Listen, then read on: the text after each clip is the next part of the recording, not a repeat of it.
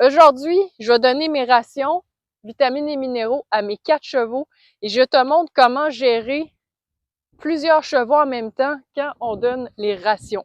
Je suis déjà allée jusqu'à 7 chevaux et ça se passait de la même façon. Il s'agit juste de connaître le truc et le truc, je te le donne tantôt.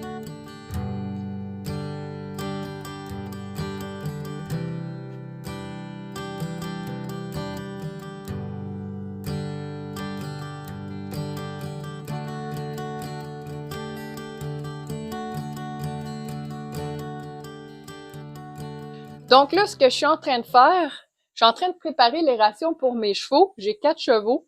Je vais faire 4 rations. Les bols sont prêts, chacun leur couleur. Chaque cheval a sa propre couleur. Donc, je vais préparer ça.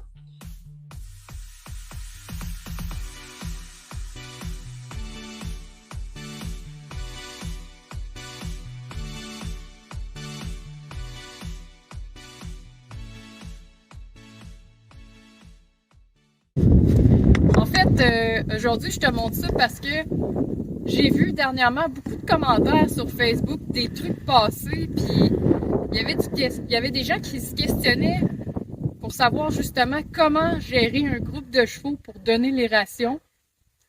J'ai donc décidé de tourner cette vidéo-là qui va t'aider à bien gérer tes chevaux quand tu donnes tes bols de moulée.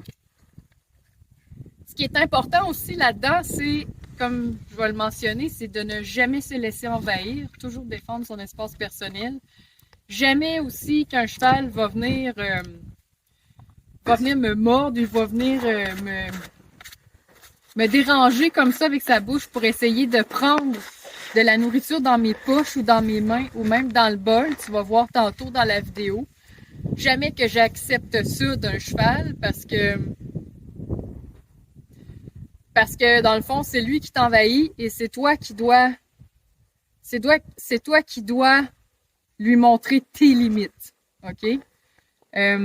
C'est inacceptable parce que là, on parle d'un animal qui pèse 1000 livres et aujourd'hui, s'il est capable de te pincer comme ça avec sa bouche, demain, il va peut-être être capable de te piler dessus et après-demain, il va peut-être être capable de te faire tomber. C'est très important. Si ton cheval connaît pas tes limites, c'est à toi à y montrer. Si ton cheval ou si toi, tu sais pas comment montrer tes limites à ton cheval, ben je te conseille fortement de faire affaire avec quelqu'un qui peut t'aider. Donc, très important, ne jamais se laisser envahir, défendre ton espace personnel. Et comme je le dis toujours, les chevaux, c'est pas de la magie, c'est du temps et de la patience. Là, j'ai Connie qui s'en vient, puis Dallas qui s'en vient là-bas. J'attends Dallas parce que c'est à lui que je donne le bol en premier. C'est mon cheval dominant, donc je vais donner son bol à Dallas en premier.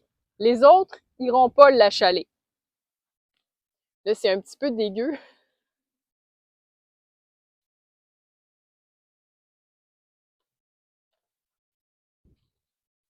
Là, Connie est arrivé. J'attends. Oh, c'est quoi ça? Ok, c'est juste de la boue. Oui, ça sera pas long. Dallas s'en vient. Un petit conseil que je peux te donner aussi, c'est que si tu n'es pas habitué ou si tu te sens pas à l'aise, je te conseille toujours de faire affaire avec quelqu'un qui est professionnel ou il y a toujours plein de trucs qui existent que j'ai vus sur le marché, là, par exemple des genres de paniers que tu peux mettre à tes chevaux pour que les chevaux mangent individuellement, ou il y en a qui les attachent. Moi, je préfère leur montrer à prendre leur place. Là, Dallas, il s'en vient.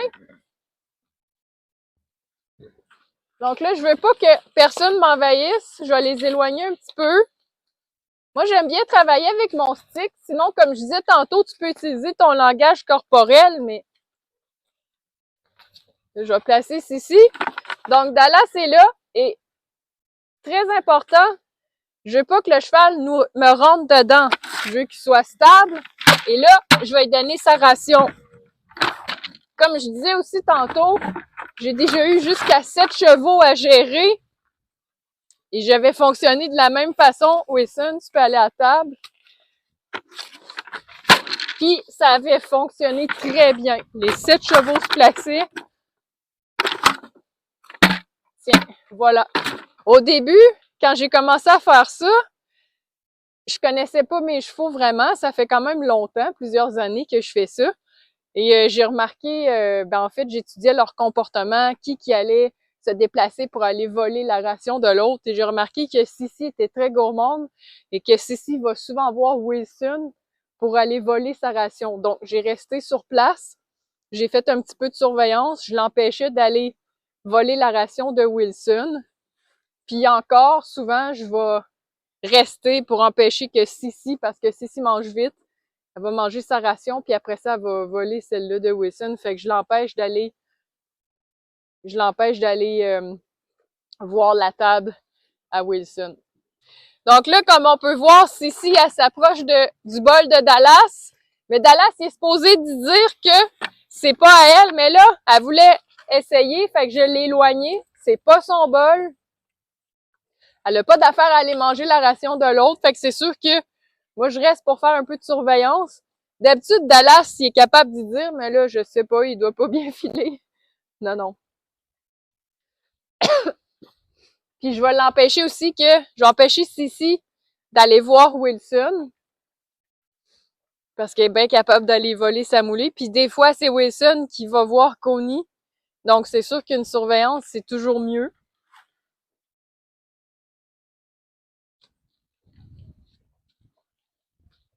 Comme je disais tantôt aussi, ce qui est important, c'est de pouvoir défendre son espace personnel, que les chevaux te respectent.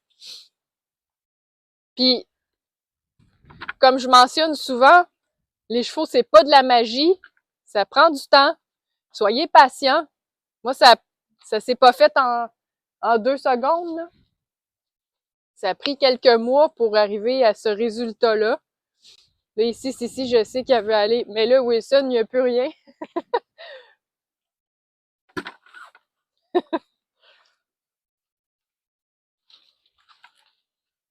Donc, le truc, c'est vraiment d'y aller du plus dominant au moins dominant. Tu sais que si tu vas donner la ration au plus dominant, les autres viendront pas l'achaler et ainsi de suite. Tu vas du plus dominant au moins dominant. Et ensuite, tu peux rester pour surveiller qu'il n'y a pas un cheval qui va voler la ration de l'autre.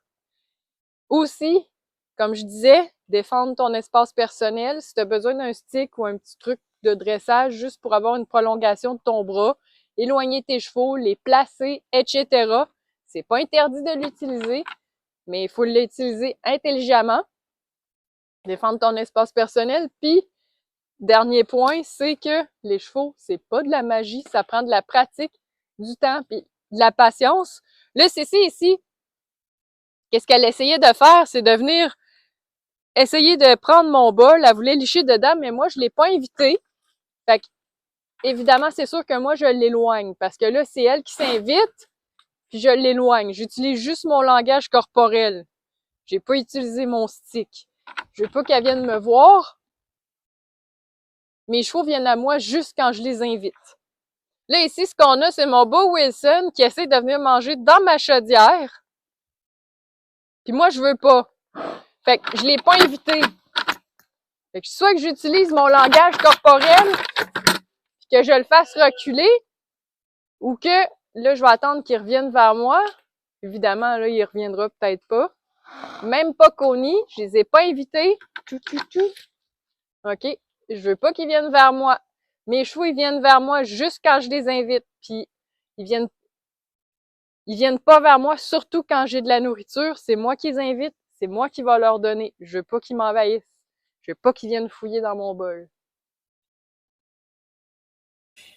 Donc, je termine avec une petite vidéo enregistrée dans mon atelier parce que j'ai eu un petit problème à la fin de mon enregistrement dehors. Donc, en résumé, vas-y avec, quand tu veux donner tes rations, vas-y avec le cheval le plus dominant jusqu'au cheval le moins dominant. Et n'oublie pas aussi, comme je le dis toujours, je sais, je me répète, les chevaux, c'est pas de la magie. Ça prend du temps et de la patience, de la pratique. Soyez patient. OK? Et si jamais tu as vraiment beaucoup trop de misère à gérer tout ça, prends des cours, prends des formations, va voir des professionnels. Il y a toujours quelqu'un qui pourra t'aider. Donc, merci pour ton écoute. J'espère que ça t'a plu. Et oublie pas de t'abonner. Si c'est pas déjà fait, oublie pas d'aimer ma vidéo et laisse-moi tes commentaires. À bientôt. Bye bye.